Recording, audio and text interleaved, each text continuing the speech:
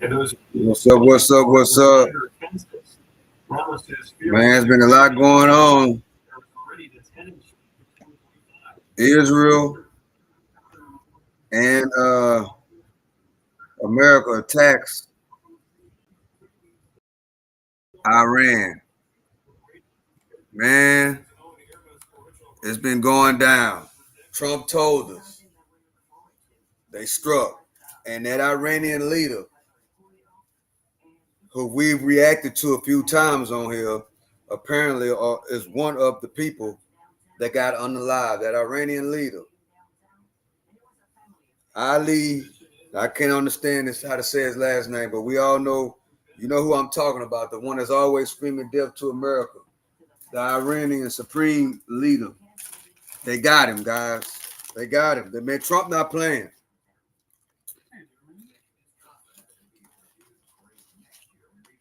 Trump not playing, chat. Simply thing it is.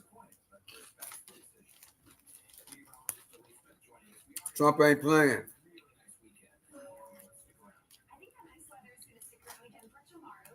Told Iran, we not having y'all making nuclear weapons. So gave him chance after chance.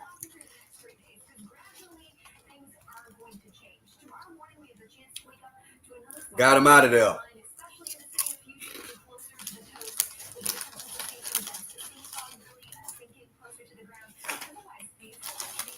What's going on this Saturday night? Uh-oh, I was going to use that. How y'all doing, chat, on this Saturday night?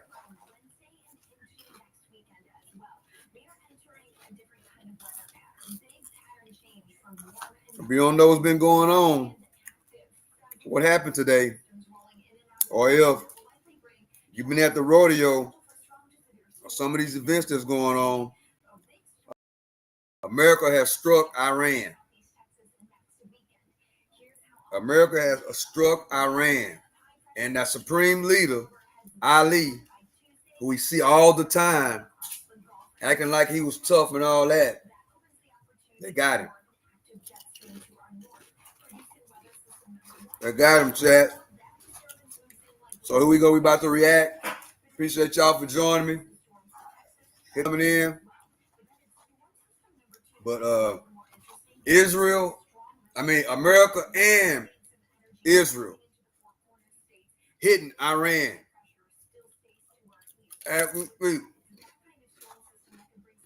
Double team action. Hitting Iran. So what's going to happen next?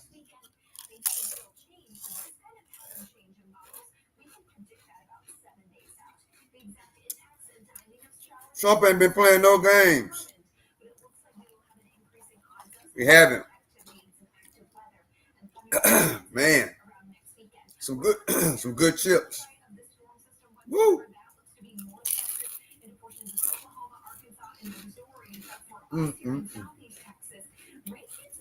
They're really, really good too. But yeah, I appreciate y'all for joining me on this Saturday night.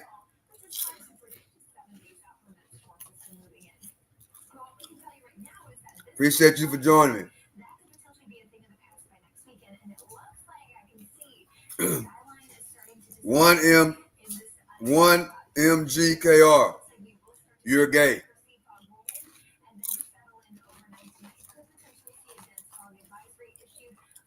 No, I'm not.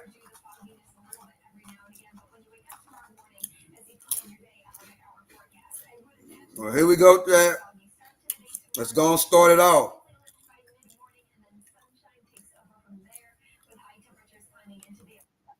States military began major combat operations in Iran.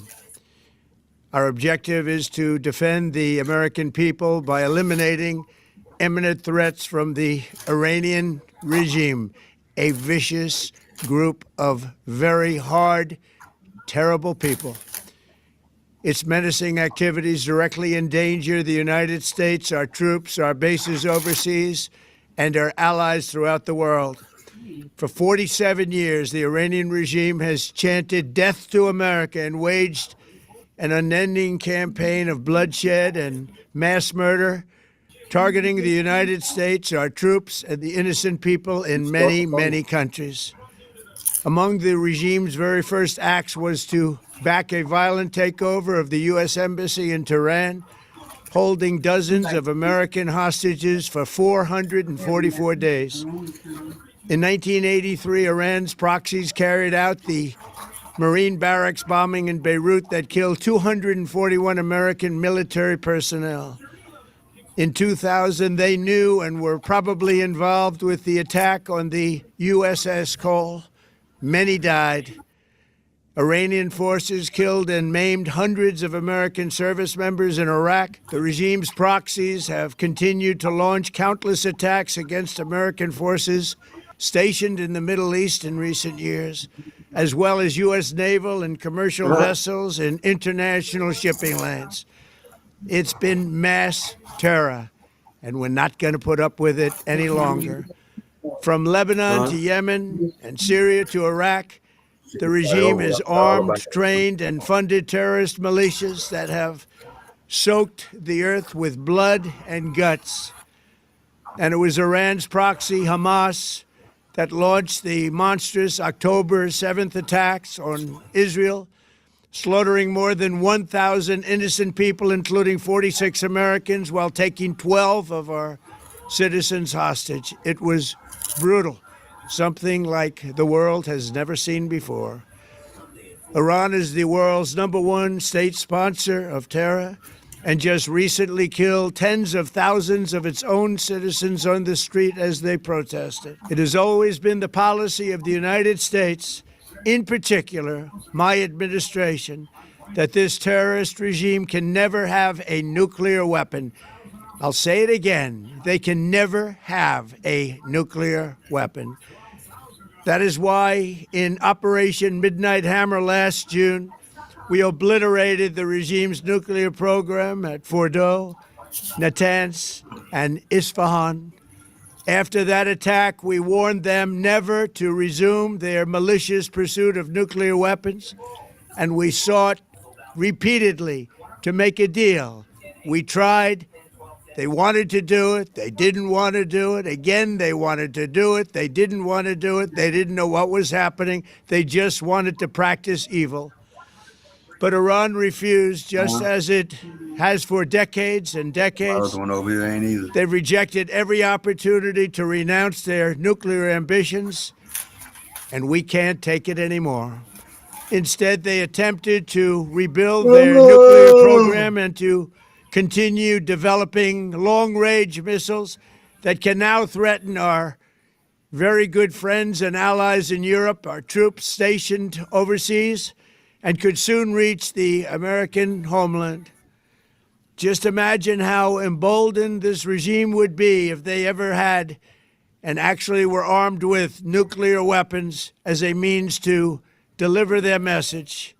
For these reasons, the United States military is undertaking a massive and ongoing operation to prevent this very wicked, radical dictatorship from threatening America and our core national security interests. We are going to destroy their missiles and raise their missile industry to the ground. It will be totally, again, obliterated. We're going to annihilate their Navy. We're going to ensure that the region's terrorist proxies can no longer destabilize the region or the world and attack our forces and no longer use their IEDs or roadside bombs, as they are sometimes called, to so gravely wound and kill thousands and thousands of people, including many Americans. And we will ensure that Iran does not obtain a nuclear weapon. It's a very simple message. They will never have a nuclear weapon. This regime will soon learn that no one should challenge the strength and might of the United States Armed Forces.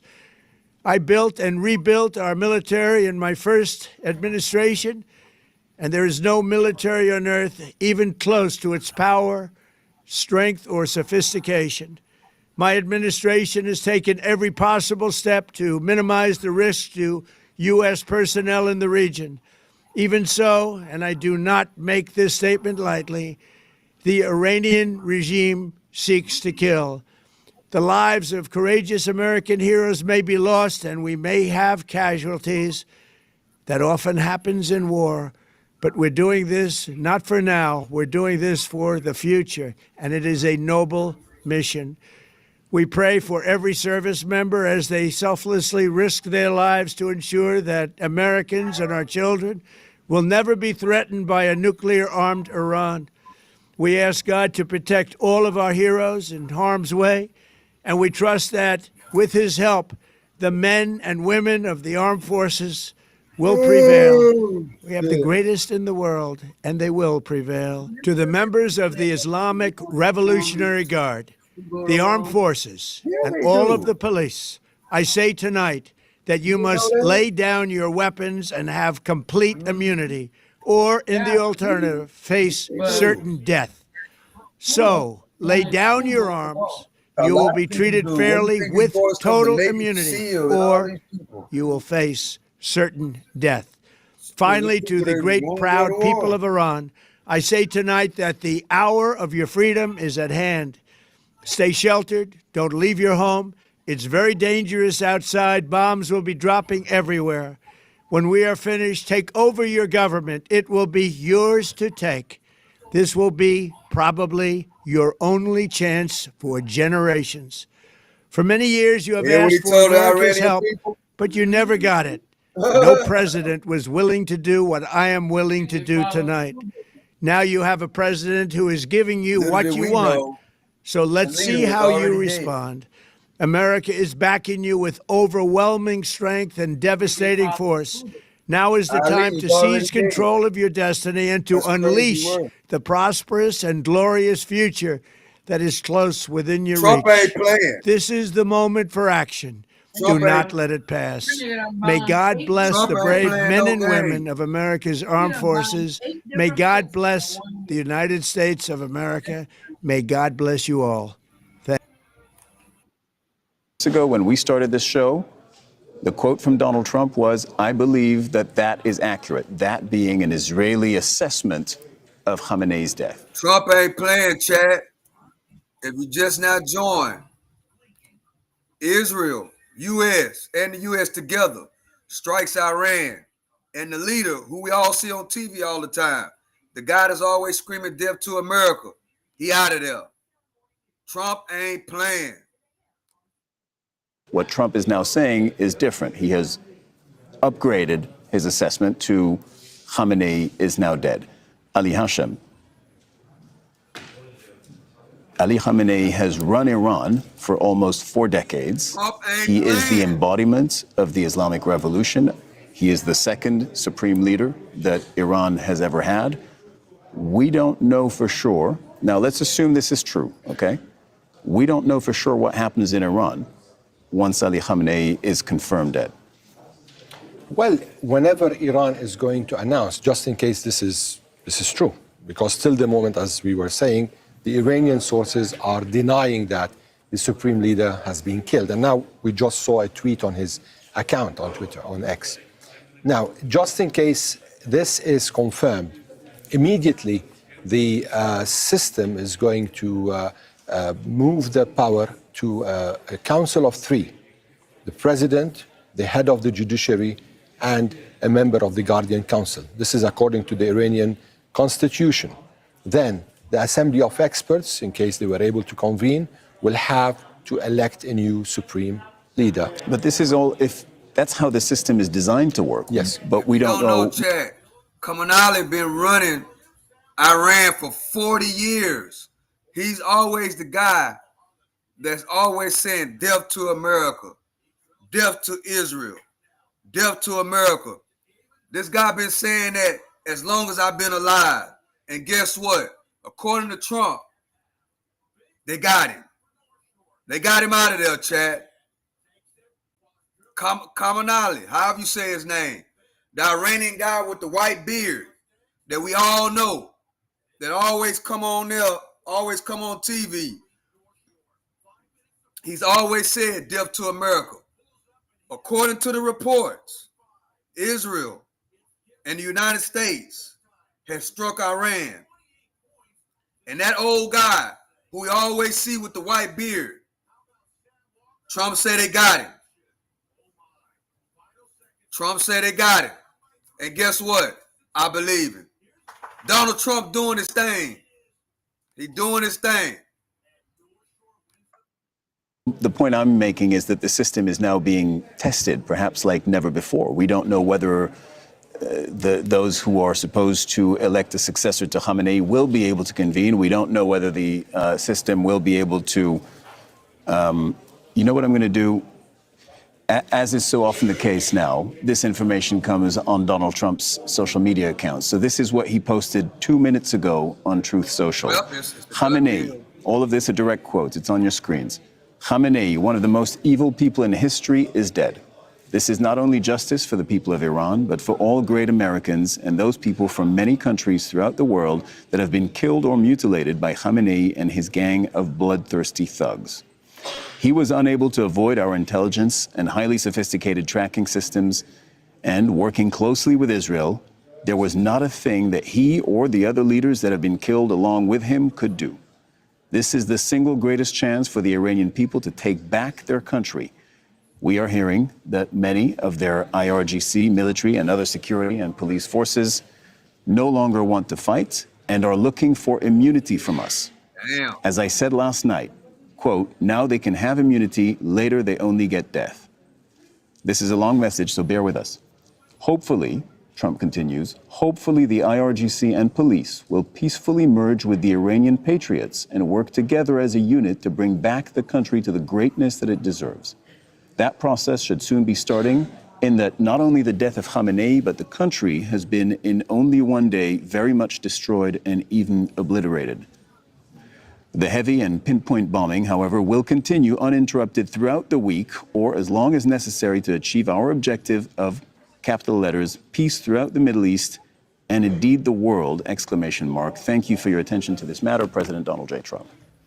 Al Jazeera's Mike Hanna is joining us from Washington, D.C. Mike, this was posted 2 minutes ago. What information did you have just before this came online? What information did you have on your end? What are you hearing from your sources, whether it's the White House, whether it's the State Department, or whether it's the Pentagon? Chad. Let me go over here. Well, we had President Trump say publicly. Assemble this council of 3 people, and they are going to take all leadership roles in the country, which is also significant. And it's official now, Chad. So that's the latest Trump report wasn't lying. in regards to the all y'all that thought Trump was lying. Who's going to be the current leaders? It's going to be a council of 3 people. I'm just going to say one last thing. It's confirmed now. They got this should not be. This should remind us of something that you and I spoke about quite a lot. Hamas. Hamas similarly had a leader. The leader was killed, and after that, Hamas established a council because they said very obviously the next leader is going to be killed. And therefore, they established a council, and they did that until the ceasefire was declared. They're supposed to now elect a new leader. Iran, very likely following that same logic. Let's talk about. Let's get to Gabrielle's question. Actually, it ties in with this really. How can the U.S. guarantee that another authoritarian regime does not take over? What kind of optionality does the U.S. have here alone? Excellent question, and that is precisely what everyone who, like me, studies politics in the Middle East is sort of screaming. Do not think that simply by taking out the supreme leader, it's now smooth sailing. And then we say that for 2 reasons.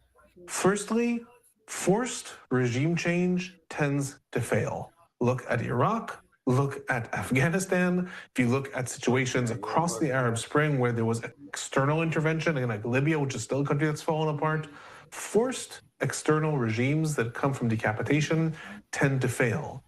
When you have more successful regime change is when there is a combination of external pressure, but when the actual overthrowing comes internally, when it actually comes as, and again, see Syria, when then you have much more of stability within the country because those that were in position to take power end up actually assuming the positions of control.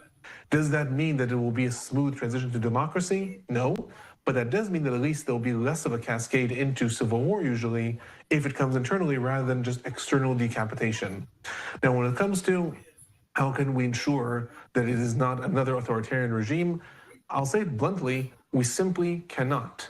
The successful cases that are pointed to by the United States, that of Germany and Japan after World War II, they required an active occupation of those countries. They required the United States coming in, rewriting constitutions, committing billions of dollars to the project of reestablishing schools, reestablishing parliaments. Since then, the United States attempts to change authoritarian regimes to democracies have sometimes been more successful, but typically they end up, even if there's a brief flirtation with democracy, end up failing and falling down. Iran's case is a little bit different because the regime, this is a revolutionary regime unto itself, so it has been imposing itself on the population already for about 50 years.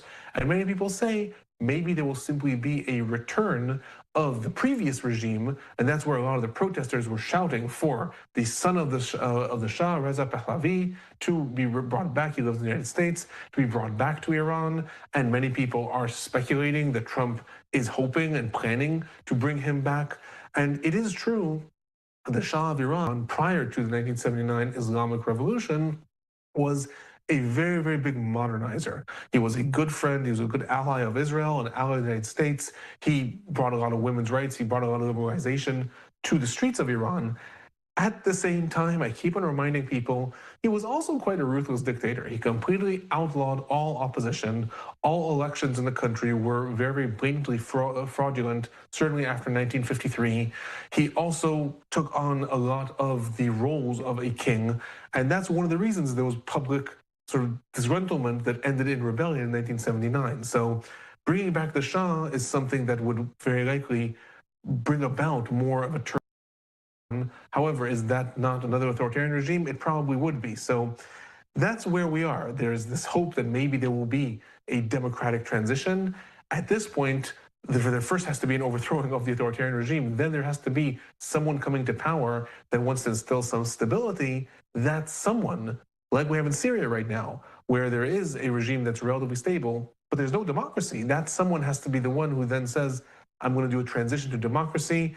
A hell of a lot of variables that would have to fall into place for this to be a smooth transition to democracy. It's possible, but very much not guaranteed.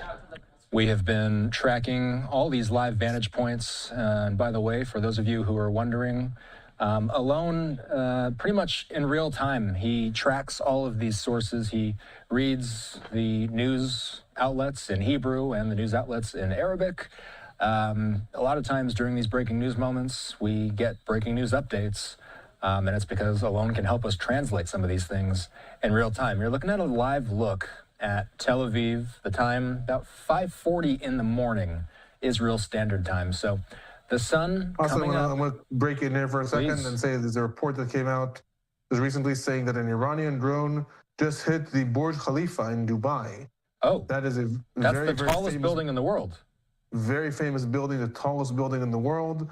I'm seeing these reports. There's actually footage that shows at night that a drone hit. I mean, it looks like, quote unquote, minor damage, like it's an explosion that happened in one of the tall buildings, but you can see the drone flying into it. This is from, I think, about an hour ago.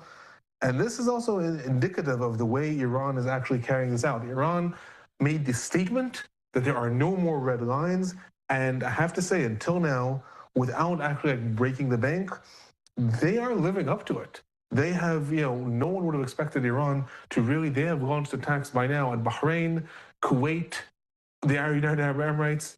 So there's Qatar, reports of those explosions in Saudi Arabia, missiles intercepted in and over Jordan, explosions in Iraq, obviously missiles to Israel.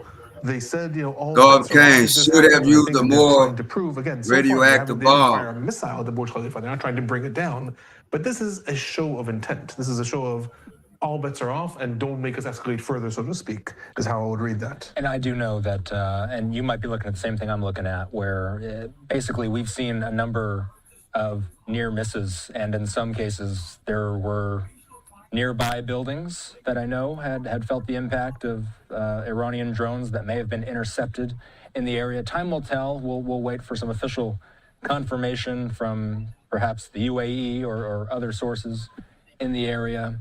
Alon, as we kind of zoom out here, and I'll ask you to take a look at the IDF post that's on your screen. The IDF posted this earlier today. It's got a picture of the 7 names, 7 people. By the way, the Supreme Leader not mentioned in this graphic. I believe when they sent this out, it wasn't confirmed publicly that he had been killed yet. But when we go through some of the names that are on this list, help us put this into context. People that are watching this, myself included, we aren't familiar with these people, but the IDF clearly sees them as high-value targets.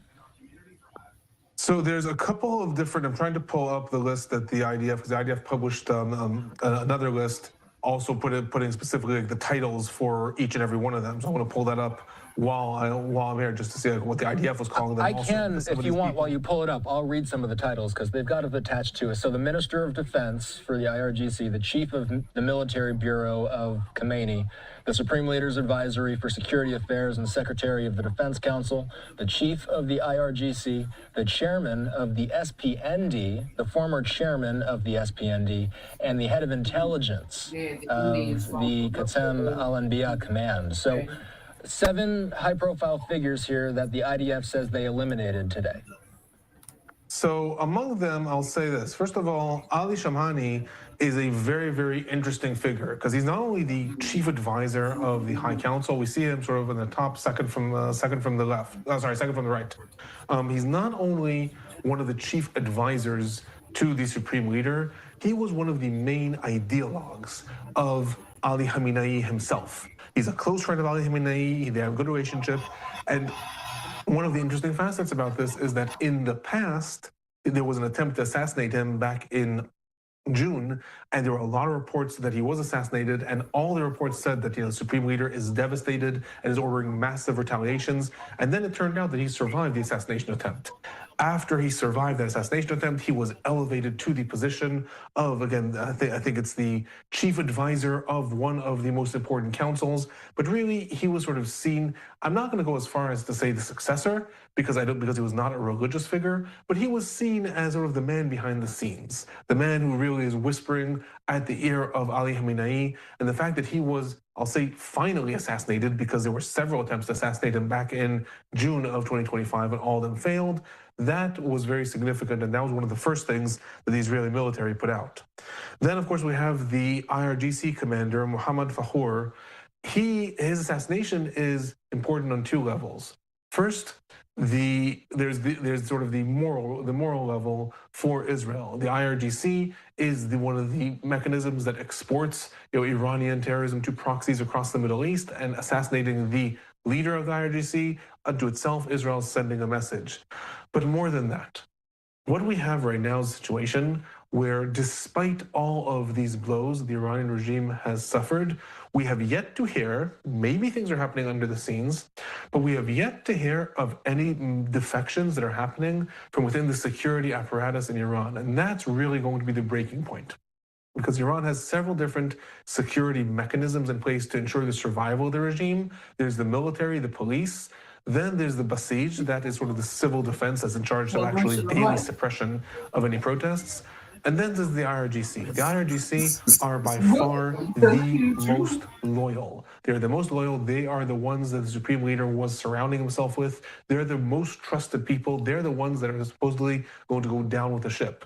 Assassinating the leader of the IRGC not only sends that message, but it also could be important because Israel and the United States, I mean, I'm speculating here, but they must be hoping for those defections within the ranks and leaderships of the different security apparatuses, because that's going to be one of the things that enables an internal rebellion to come about. Another interesting thing is the head of the SPND, that's the abbreviation of the Organization of Defense, Innovation and Research, which essentially is the organization that's in charge of Iran's nuclear program. So who was assassinated there was also Hussein Jabal Amarin. So he's in the second row, I believe he's in the center, it's a little hard for me to see. And also the former head, Safad Raza Nia, was assassinated. So these are people that are in charge of Iran's military development, I'll say, but specifically in this case, nuclear research and development as well. And again, that's just part of the ongoing attempts of Israel and the United States to curtail Iran's nuclear program.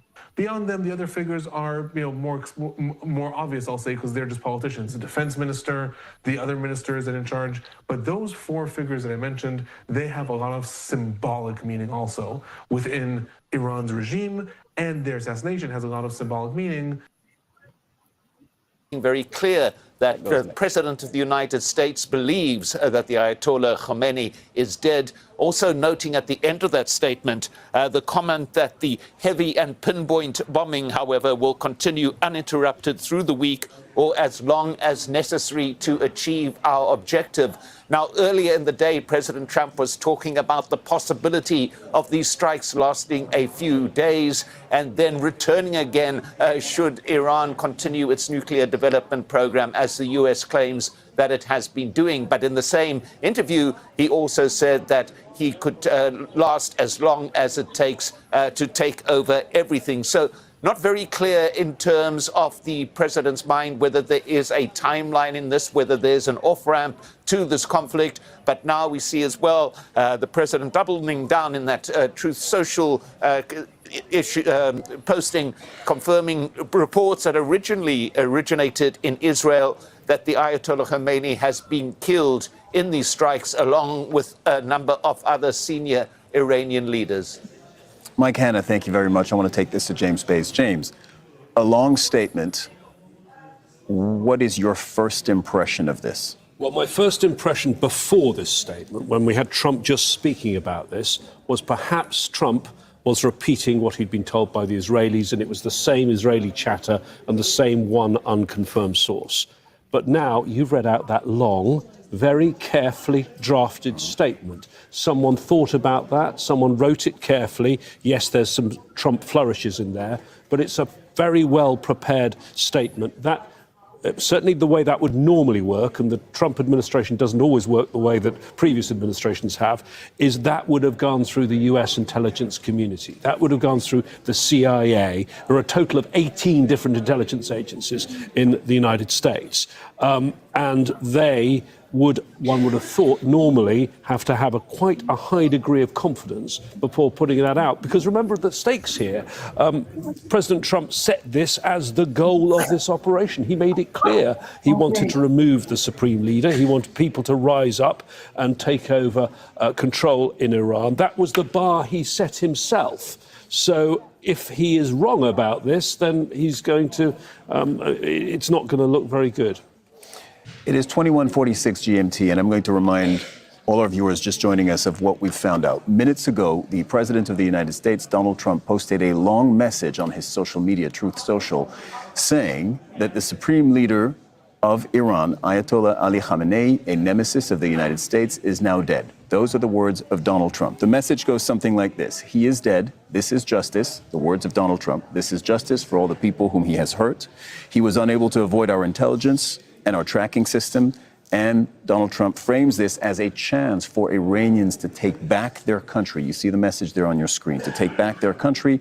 Donald Trump also says two more crucial things. He is hearing that the IRGC, that is Iran's Revolutionary Guard Corps, that are really the military backbone of this system, of the Iranian Islamic Revolution. He's hearing, he says, that the IRGC may no longer want to fight. Remember that Donald Trump this morning, when he declared war on Iran, had said, lay down to addressing the IRGC, and all of Iran's law enforcement and security forces had said, lay down your weapons and you will get immunity. He is saying that that may be happening, his words. And he expresses hope that the police, IRGC, and law enforcement will now side with the Iranian population, all of this again in Donald Trump's framing, and take back their country, but that the U.S. bombing on Iran will very much continue throughout the week. That is the substance of the message by the U.S. president. Your thoughts, Ali? Well, the statement is clear from the American side, from the Israeli side, very certain. And the amount of certainty that we are seeing from the Israelis and the American gives us indication, very strong indication that this has happened. Till the moment, we don't have a voice from Iran coming out and saying this is not true. At least what we heard from the foreign minister, that the supreme leader, as far as he knows, is alive. Then the spokesperson to the foreign ministry also stressed that the supreme leader and the president survived the attack. According to sources on the ground I'm talking to, they're saying that the supreme leader is alive. Now, over here we have two conflicting accounts, but the amount Shall of we tell our certainty... viewers this is absolutely to be expected in a situation like this? Like, you absolutely expect in a war like this, one side to say... If you're just not tuning in, yes, it's true. Khamenei, they got him. When U.S. and Israel struck Iran over, when was that? Early this morning, a lot of us probably was asleep. When we woke up, that's when Trump told us, that's when we found out that Iran and Israel struck Iran. And Khamenei, that's the guy who's been screaming death to America ever since I've been alive. They got him. They took him out, Chad. To claim victory, whatever victory that might be. In this case, it is the killing, according to Donald Trump, of the Iranian supreme leader, and the other side to completely deny it. And usually it takes a few hours, sometimes more, by the way, sometimes days, for the dust to settle and for us to get certainty. This is normal. Absolutely, absolutely. That's why we cannot come out with a conclusion. What we can is just to report what Trump is saying and what Netanyahu is saying on one side, and on the other side, they're denying. And as somebody who covers Iran, you have many times been in the position where there has been a source or there has been information that Ali Khamenei had been killed, and the question was put to you, and you'd had to exercise caution. On several occasions, there were reports of Khamenei being dead, but also on other occasions. Now, this is not the occasion of a leader being killed. For example, when Qasem Soleimani was killed, just like... Former head of the IRGC. Former head of the Quds Force. Of the Quds Force. And a very influential commander in Iran. In just like a couple of hours, he was announced dead. Now, in 2024, when the president's plane crashed, the helicopter, May 2024, along with the foreign minister, it took them some time to announce, but we were all in the situation to understand that there is something happening because the plane crashed and there's no news. But now, what they are saying till the moment is that he is safe. Denial, strong denial from the Iranians. Now, is this because we are in the middle of a war and the Iranian government or the system wants to preserve the morale and all these things? This is another thing. I want to go straight to the Iranian capital, see what we can find out from there. Al Jazeera's Tawhid Asadi is in Tehran. Tawhid, on your end, what are you hearing? Well, on my end, what I'm hearing from different sources is quite contradictory to this very recent strong statement by the U.S. President Donald Trump, who came out with a significant amount of certainty about the death of Iranian Supreme Leader Ayatollah Ali Khamenei. First, it was the Iranian Foreign Minister Abbas Araghchi coming out to say that, quote unquote, as far as he knows, the Iranian Supreme Leader, as well as the President, as well as the Secretary for the National Security Council of the country, Ali Larijani, and the Speaker of the Parliament are all alive. This is what we heard earlier from him. Also, we've got the head of public relations of Supreme Leader's office saying that, following these reports, saying that these are sort of psychological warfare from the enemy. And also Iranian official news agencies such as Tasnim and Mehr News are all saying that Iranian Supreme Leader is firm and steadfast, commanding the battlefield. These are the reports, but added to that is that earlier today, or now I should say yesterday, we witnessed the Pastor neighborhood being targeted several times by this campaign of strikes by the Americans and Israelis. And for our viewers, this is the neighborhood that key important facilities and of course places politically speaking are located, such as the office of the Supreme Leader, as well as the office of Iranian President, as well as two important military universities, and these are critically important, seeing the very recent reports that are coming. And of course, speaking of the official statements, I can say denial is the gist of the matter when it comes to these reports. But previously, back in June, when we had a sort of similar situation following the initiation of the first day of the attacks, we've got very immediate reactions, very immediate. Chad, is this the end of regime? Because that guy been the leader of Iran just as long as I've been alive.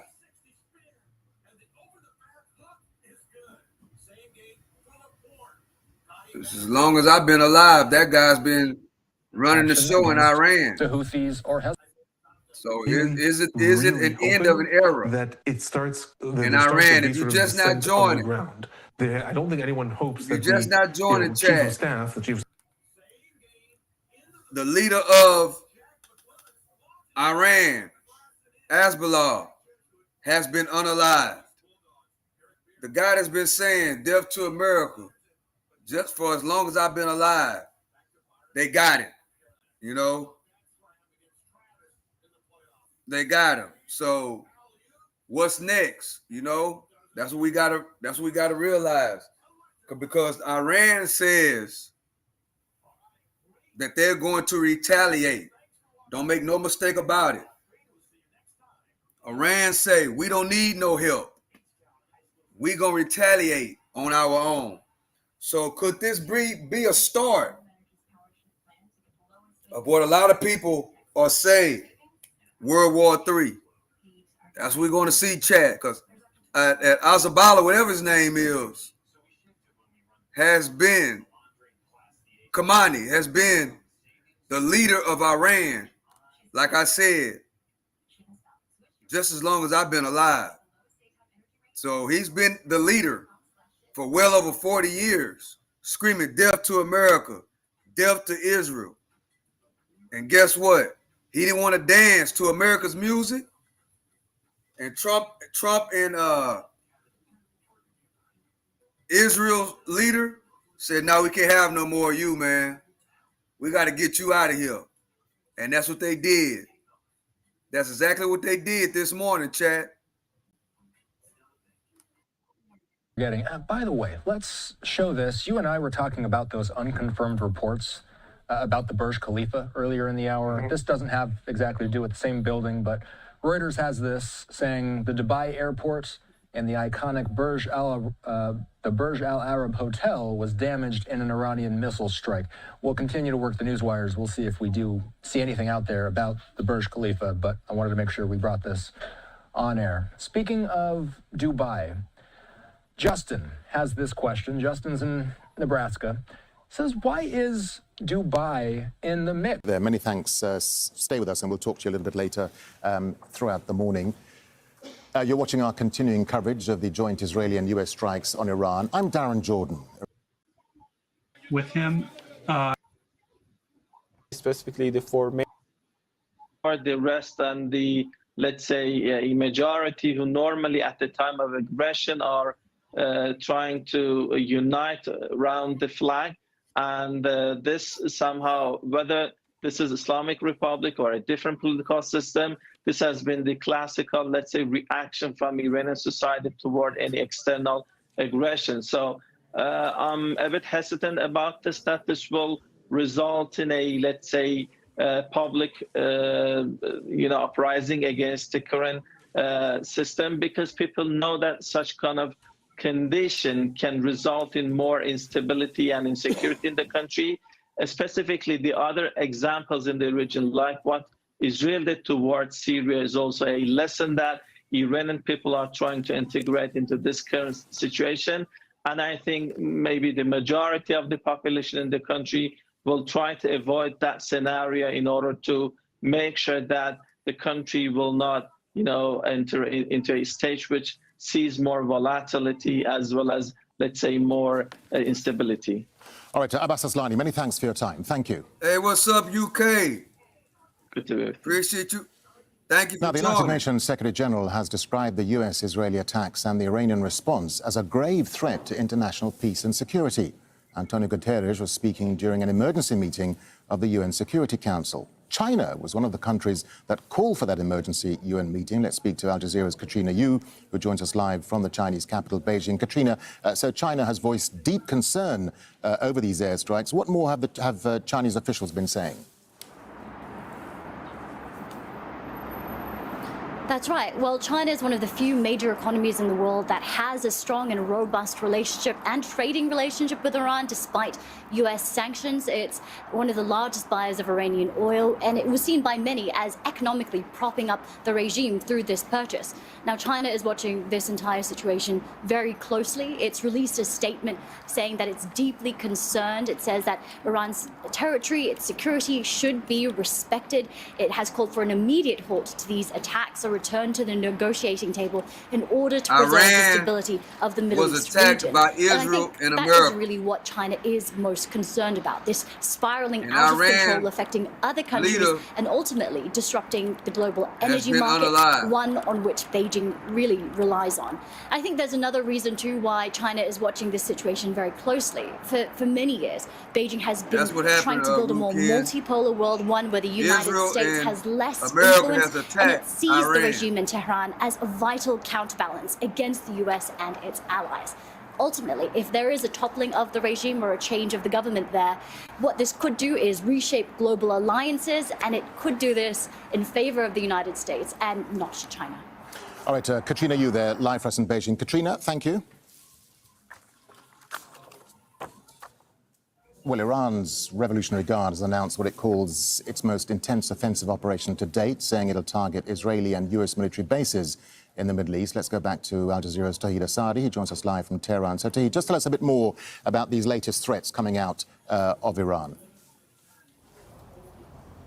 Well, actually, this is the statement that we just received from IRGC following the announcement and the confirmation about the death of Ayatollah Ali Khamenei, the supreme leader of the country, coupled with other lines that are coming about the assassination or killing of other Iranian critically important officials, including the head of, being the commander of IRGC, as well as the secretary for the Defense Council of the country, two important figures that were also confirmed to be killed. And right now, that's a big loss for Iran.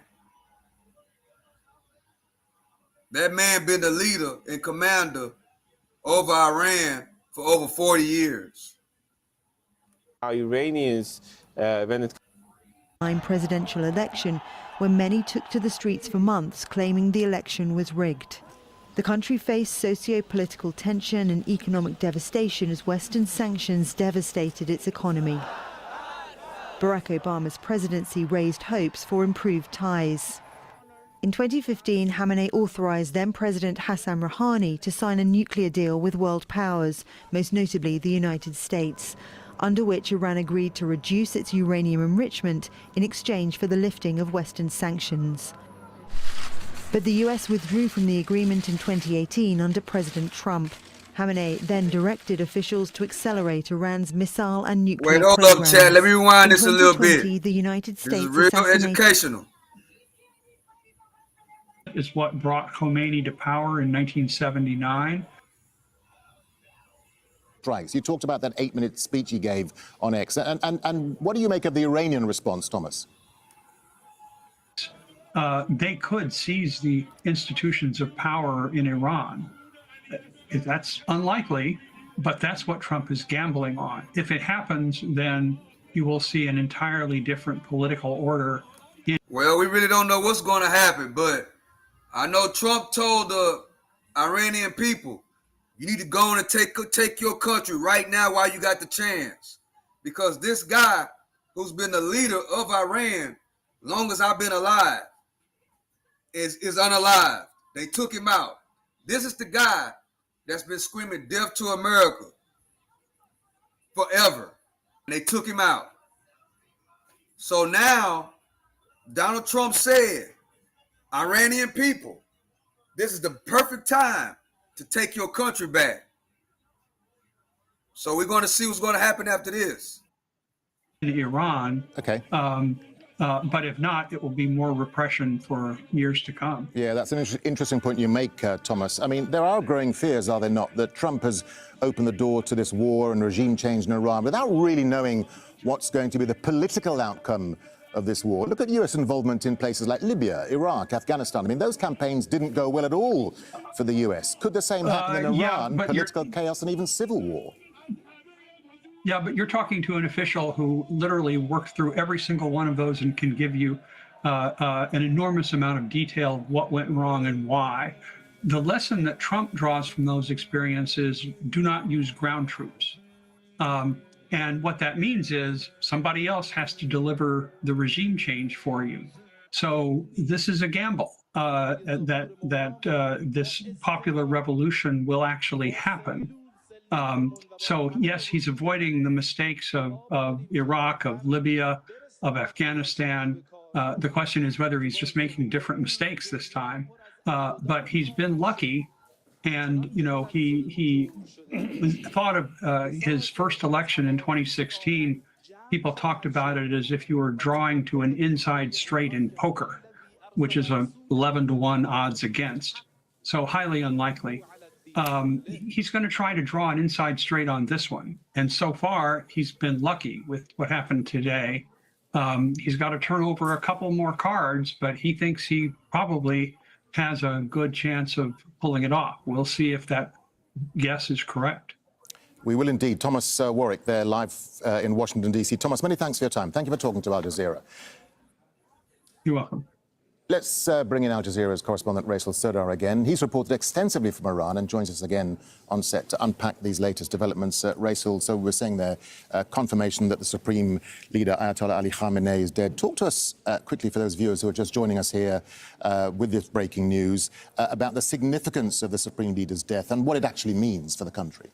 Look, Supreme Leader in Iran, so when we're talking about him, we're not talking about only a religious leader. So that is a common mistake that many people actually make. So he is the leader of the government, the commander-in-chief, he is the leader of the economy, leader of the society, the head of the state, but not only that. He is also, according to the Iranian constitution, which is also based on a Shia political theology, he's considered the leader of the Muslims all around the world. Wow. And he has some divine rights as well, as he is regarded as the deputy of a hidden imam that is expected to come by the end of the time. Did y'all hear that, chat? Now that I didn't know. They're saying that that man was the leader of all the Muslims all over the world. Let me rewind that, chat, because I did not know that. According to this guy right here, Khamenei was the leader of all Muslims all over the world. Yeah, it sounds like a big problem. Chad, let's rewind it. Power in 1979, and if there's a split this time around, and some part of the security services back what will probably be, you know, anywhere from 200,000 to 1 million protesters at some point in the next few weeks, they could seize the institutions of power in Iran. That's unlikely, but that's what Trump is gambling on. If it happens, then you will see an entirely different political order in Iran. Okay. But if not, it will be more repression for years to come. Yeah, that's an interesting point you make, Thomas. I mean, there are growing fears, are there not, that Trump has opened the door to this war and regime change in Iran without really knowing what's going to be the political outcome of this war. Look at US involvement in places like Libya, Iraq, Afghanistan. I mean, those campaigns didn't go well at all for the US. Could the same happen in Iran? Political chaos and even civil war. Yeah, but you're talking to an official who literally worked through every single one of those and can give you an enormous amount of detail of what went wrong and why. The lesson that Trump draws from those experiences: do not use ground troops. And what that means is somebody else has to deliver the regime change for you. So this is a gamble that this popular revolution will actually happen. So yes, he's avoiding the mistakes of Iraq, of Libya, of Afghanistan. The question is whether he's just making different mistakes this time. But he's been lucky, and he thought of his first election in 2016. People talked about it as if you were drawing to an inside straight in poker, which is a 11-to-1 odds against. So highly unlikely. He's going to try to draw an inside straight on this one. And so far, he's been lucky with what happened today. He's got to turn over a couple more cards, but he thinks he probably has a good chance of pulling it off. We'll see if that guess is correct. We will indeed. Thomas Warwick there live in Washington, D.C. Thomas, many thanks for your time. Thank you for talking to Al Jazeera. You're welcome. Let's bring in Al Jazeera's correspondent Raisal Serdar again. He's reported extensively from Iran and joins us again on set to unpack these latest developments. Raisal, so we're saying there, confirmation that the Supreme Leader Ayatollah Ali Khamenei is dead. Talk to us quickly, for those viewers who are just joining us here with this breaking news, about the significance of the Supreme Leader's death and what it actually means for the country. Look, Supreme Leader in Iran, so when we're talking about him, we're not talking about only a religious leader. So that is a common mistake that many people actually make. So he is the leader of the government, the commander-in-chief, he is the leader of the economy, leader of the society, the head of the state, but not only that. He is also, according to the Iranian constitution, which is also based on a Shia political theology, he's considered the leader of the Muslims all around the world. And he has some divine rights as well, as he is regarded as the deputy of a hidden imam that is expected to come by the end of the time and to bring justice to the world. So we are not only talking someone who has been empowered by a constitution, so this man is like Jesus, he's a leader, according to the constitution, that is empowered by the divine rights and authorities as well. He even died. All of his decrees he was all that in the bag ultimately of binding chips. for Iranians. Not only the And president now, and all that over there. that guy has been killed. He was above the constitution. He was almost above anything that you can measure or restrict the power of a leader. Perhaps the most powerful leader, most authorized leader. Now, he's not there. But he also was the builder of the modern being Iran.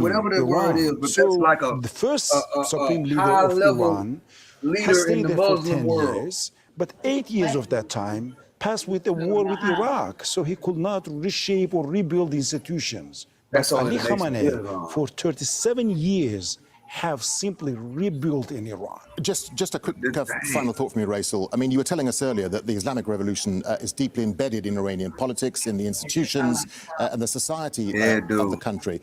But with the Supreme Leader dead, talk us through quickly the system, the constitution, and how the succession plan works. Indeed, look, in Iran, so officially, when you look at the constitution, you will see that the legislative government, there's a lot of Muslims, there's a lot of Chinese branches are running the country.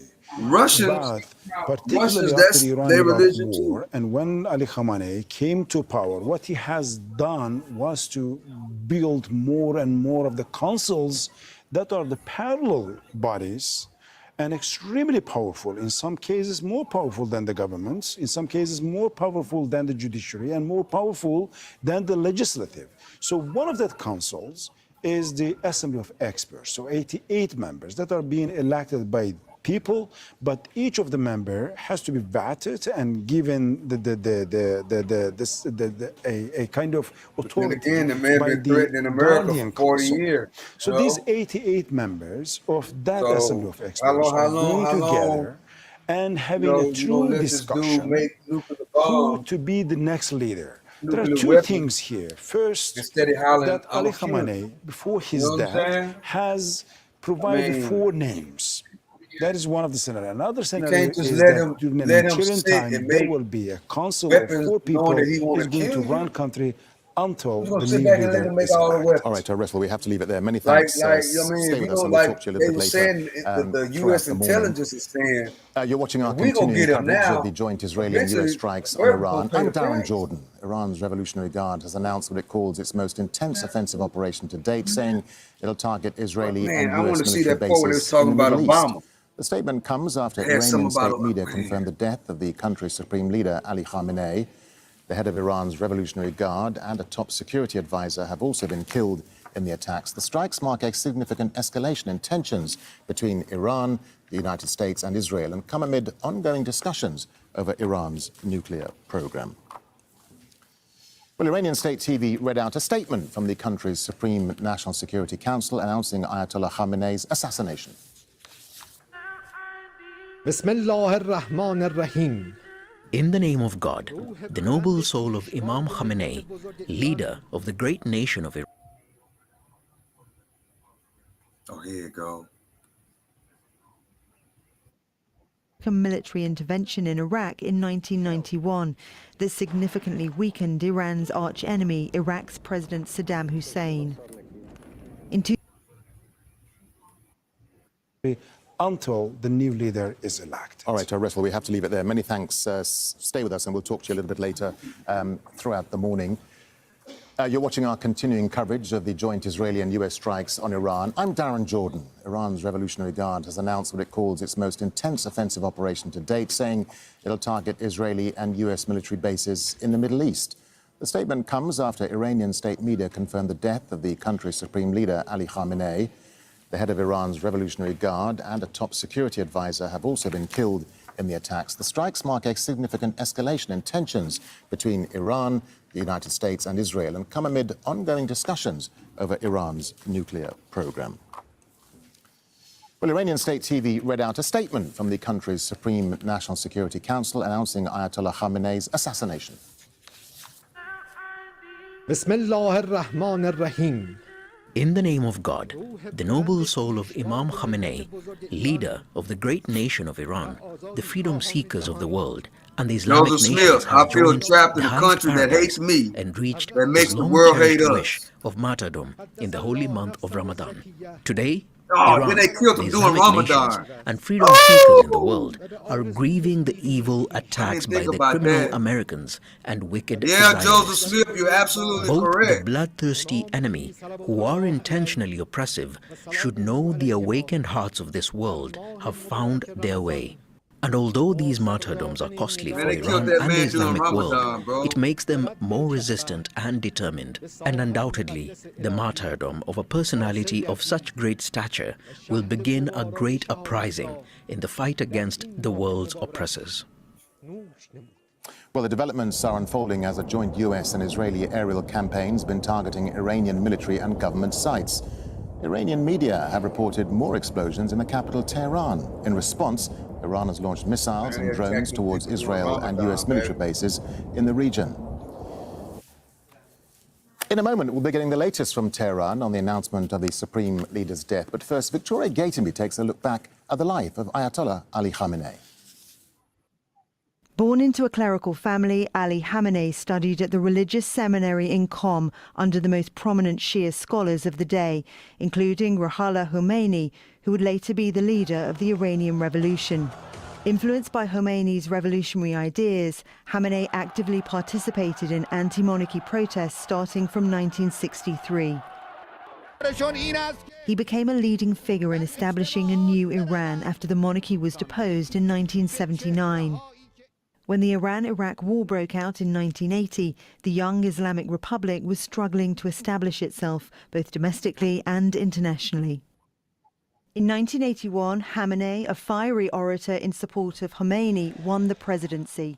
Throughout the 8-year war with Iraq, he frequently visited the front lines, earning the loyalty of the Revolutionary Guards.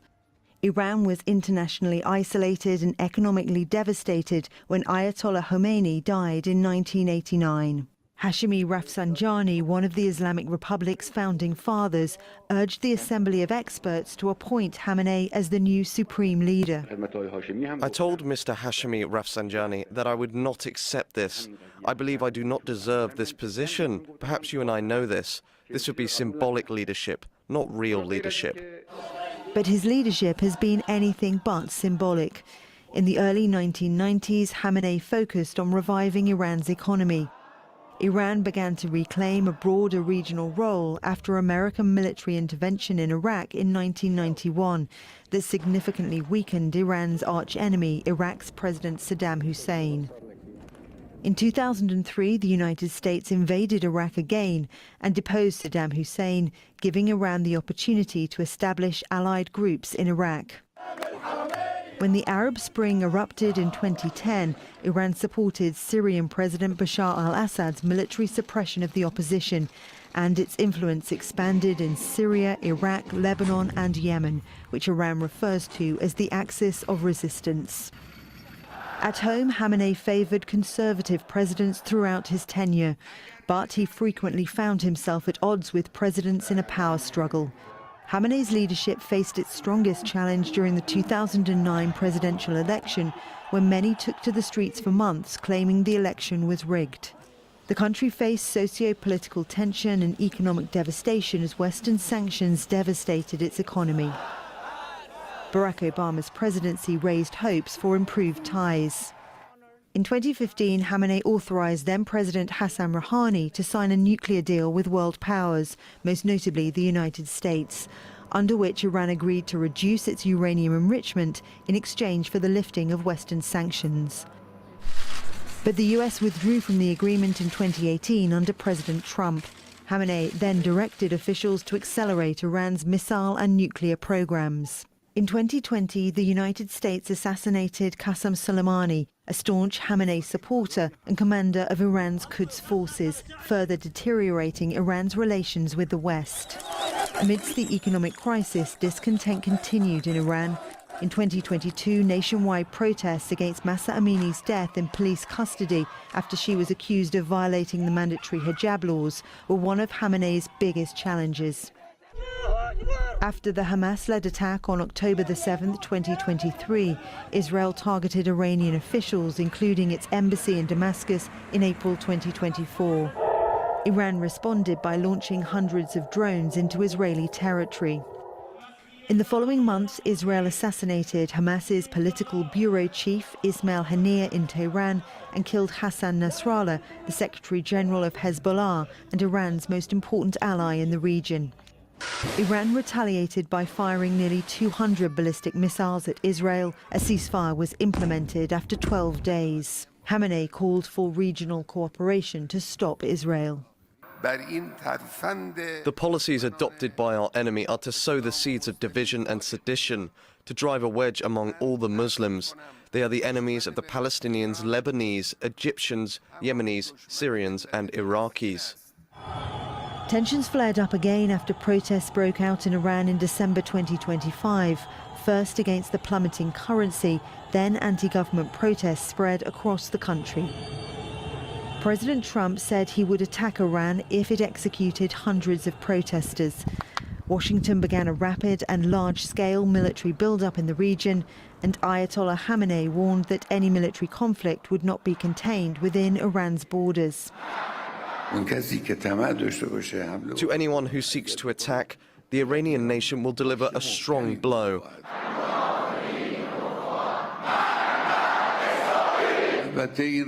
Americans should also know that if they start a war this time, it will be a regional war.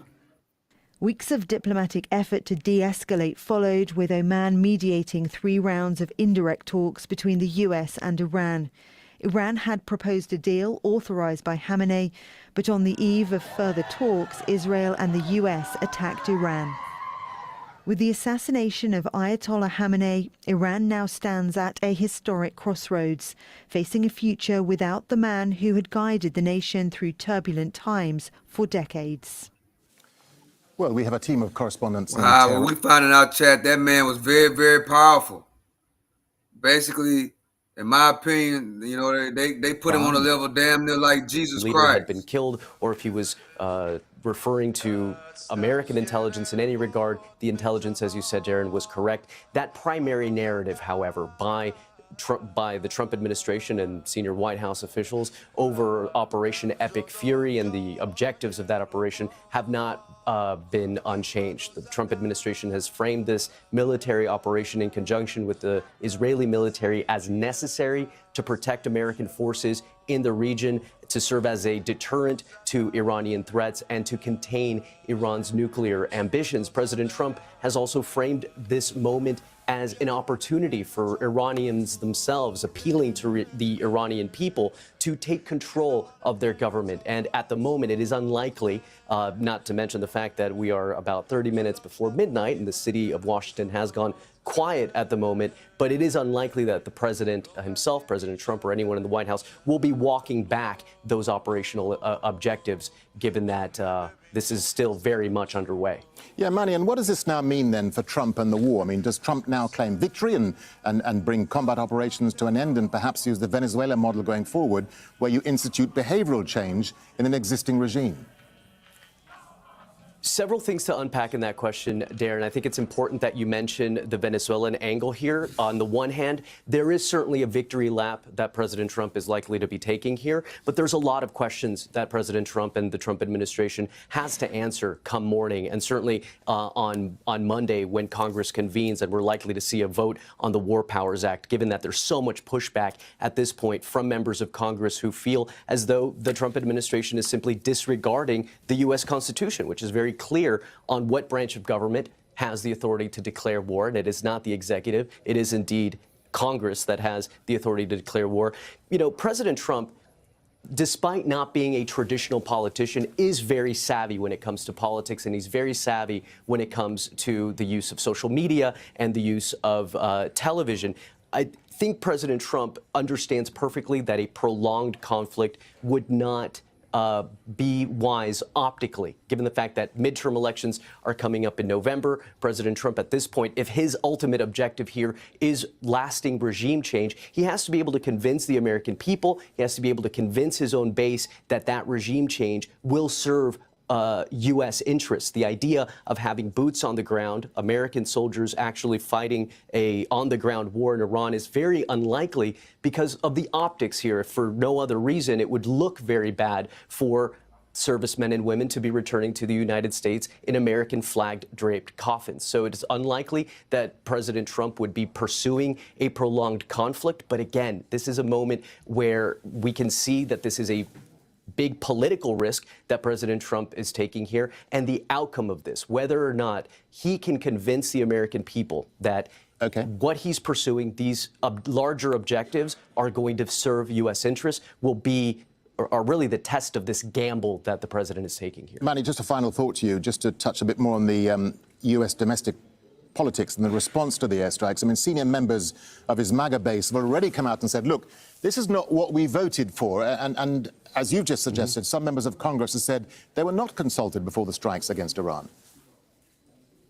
There was an effort, we could argue, from U.S. Secretary of State Marco Rubio to inform members of Congress that this military operation, Operation Epic Fury, in conjunction with the Israeli military, was taking place.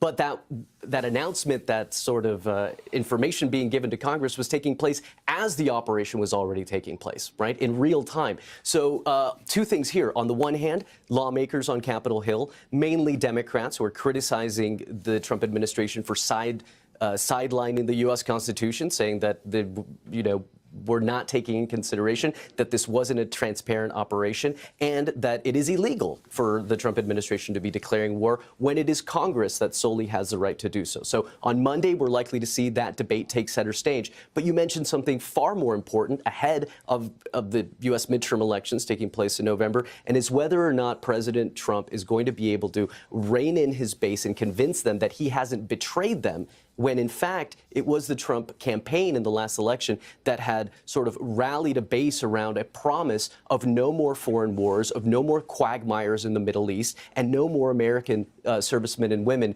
serving in these prolonged conflicts abroad. So this is part of, again, that gamble, that political risk that President Trump is taking right now. All right, Mani Rapolo live for us here in Washington. Mani, as always, thank you. Well, joining us from Miami in Florida is Kenneth Katzman. He's a senior fellow at the Soufan Center. Kenneth, good to have you with us. How much of a game changer? No more wars. Looks like we're headed to a war.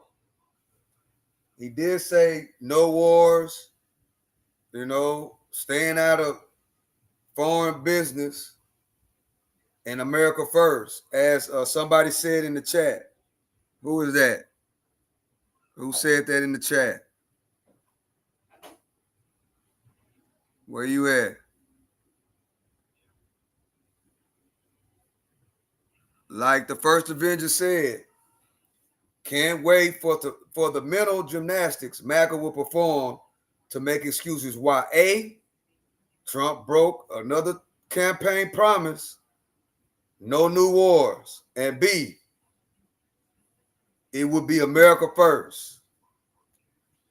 So, looks like, we're going to be in a war. This guy, this leader of Iran, they basically look at him like Jesus over there as far as the Muslim community, so that's what we up against, Chad.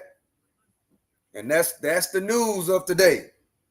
America and Iran, America and Israel double teamed Iran and took out, in a lot of people's opinion, the leader of Iran, who is also equal to Jesus in the Muslim world. So I'm going to leave it right there, chat. I'm going to leave it right there. That's it for this live stream. Appreciate y'all for joining the show. We got 76 people in the building.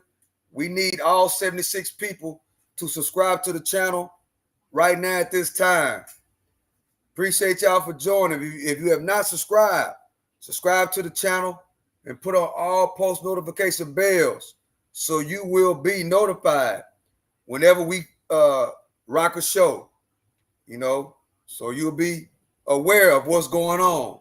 If you've been at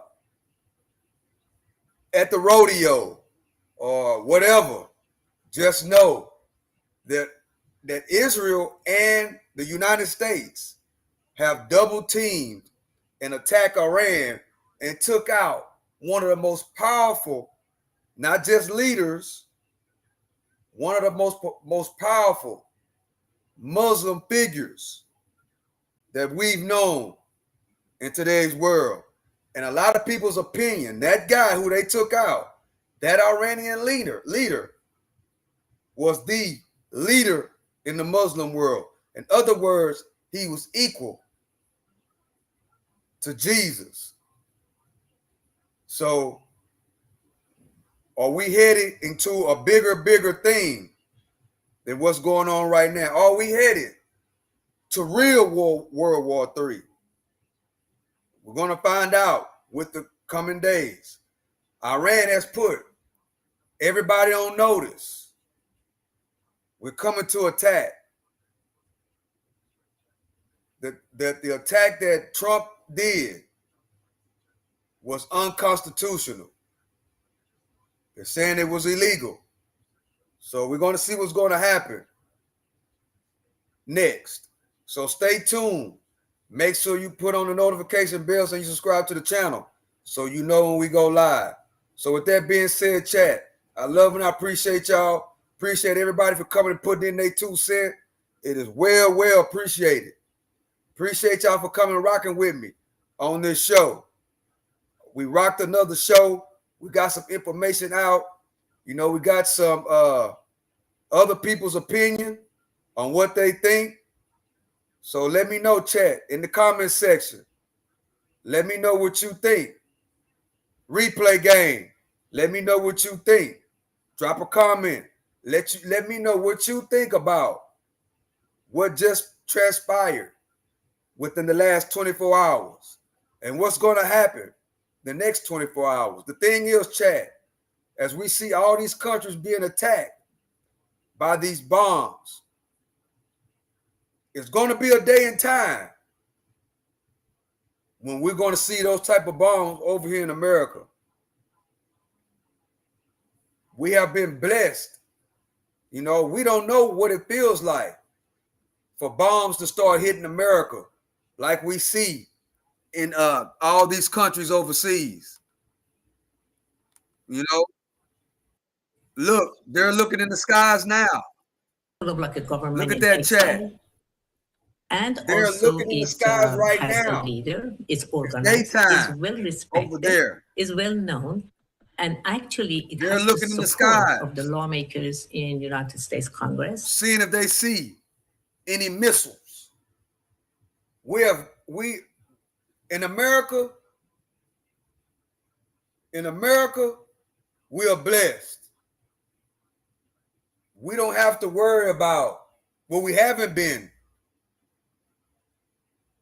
You know, but I think, in my opinion, it's going to be a time, guys, when we start seeing missiles coming over here to America. I think I hope it don't come true.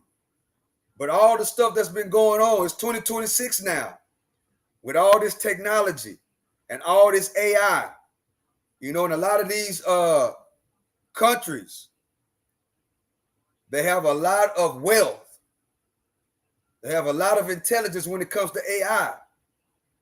And one of these days, it's going to be coming to the U.S. We have been blessed not to have to look up in the sky like this. So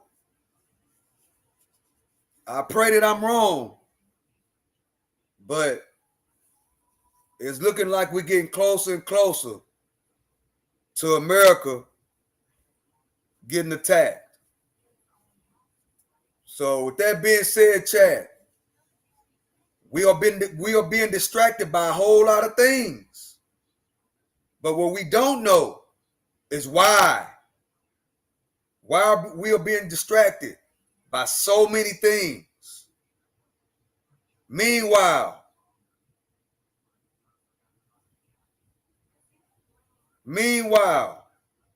there's something going on. There's something in the water. And that's all I got to say about that. So with that being said, guys, I love and I appreciate y'all. If something else come to the table, I will go live. Make sure you subscribe to the channel. So when we go live, you'll be informed. So with that being said, I love and I appreciate y'all. Chat. To the next one. I'm out.